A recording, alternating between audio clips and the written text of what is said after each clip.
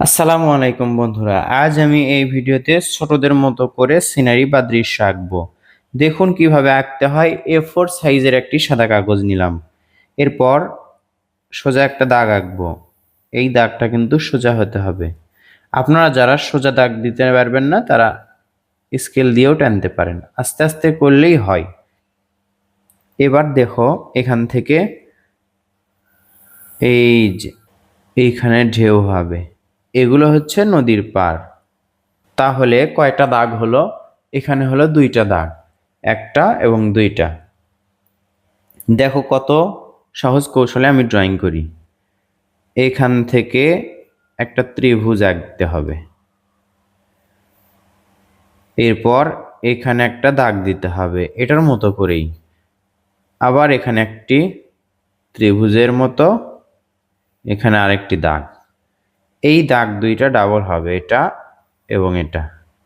সোজা 1 2 3, আবার এখানে 1।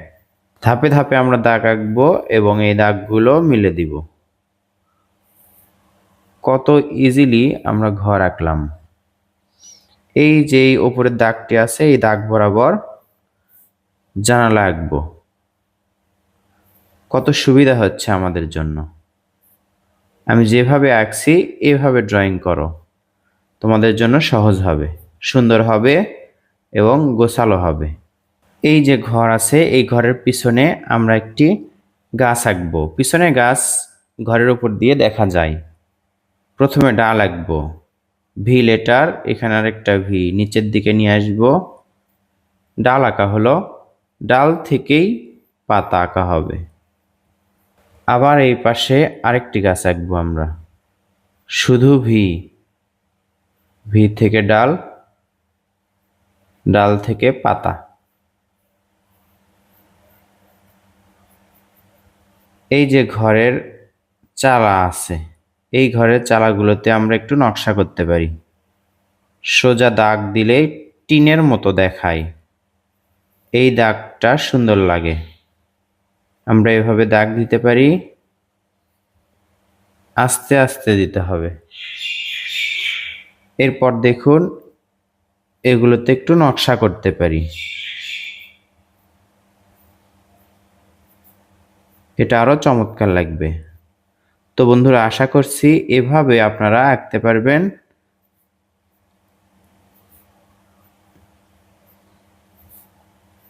আঁকলে সহজ হবে।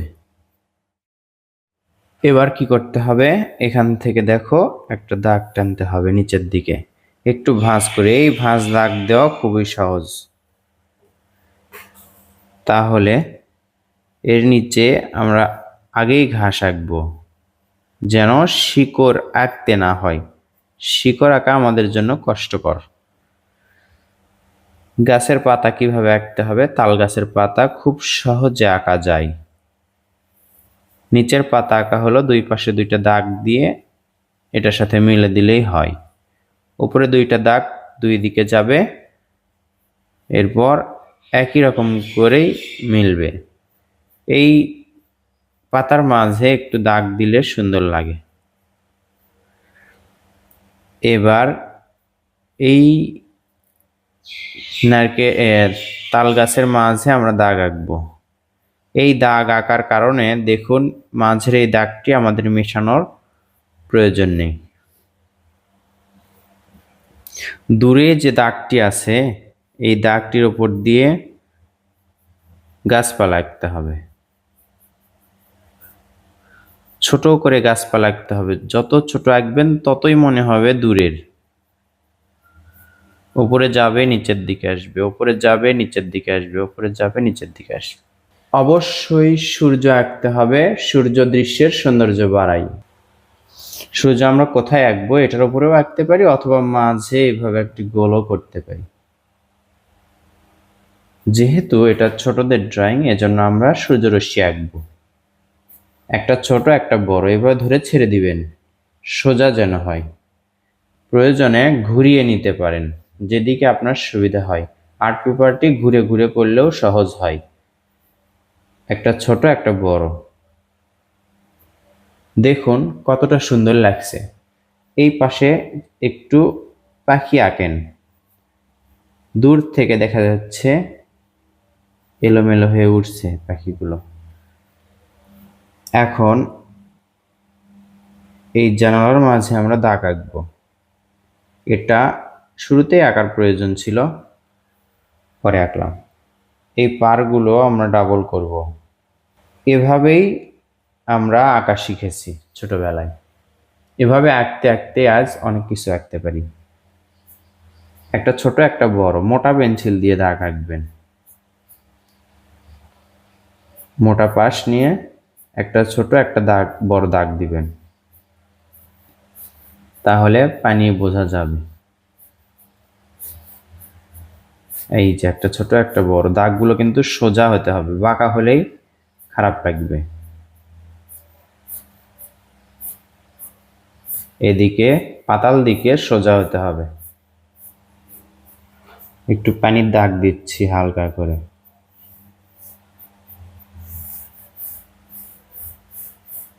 পুরো পানি ফাঁকা রাখবো, নৌকা বা অন্য কিছু আমরা আঁকবো না, এটা কঠিন করবে। রাবারের একটা কাজ আছে, সেটা হচ্ছে এই দাগটা মেশাতে হবে। জানালার পাশে যে দাগটি আছে এটা মেশাতে হবে। এবার দেখুন এই দৃশ্যে কোথায় ফাঁকা ফাঁকা লাগছে সেখানে আমরা আঁকবো। কি আঁকলে সহজ হবে সেটাই আঁকবো আমরা। এখানে একটি খেরের বা পলের পালা আঁকতে পারি আমরা।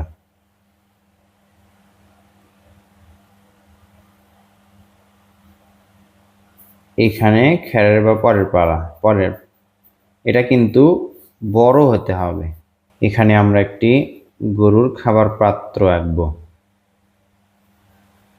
চ্যাপ্টা আকৃতির গোল করে এই দাগগুলো ডাবল করতে হবে। এর মাঝে একটু করে দাগ দিতে হবে গোল, নিচেও গোল হবে। এখানে একটি খুঁটি, এখানে একটি খুঁটি। তো বন্ধুরা, আশা করছি এই দৃশ্যটি আঁকা আপনাদের ভালো লাগবে। এভাবে আঁকবেন, আঁকার পরে চাইলে আপনি রং করতে পারবেন।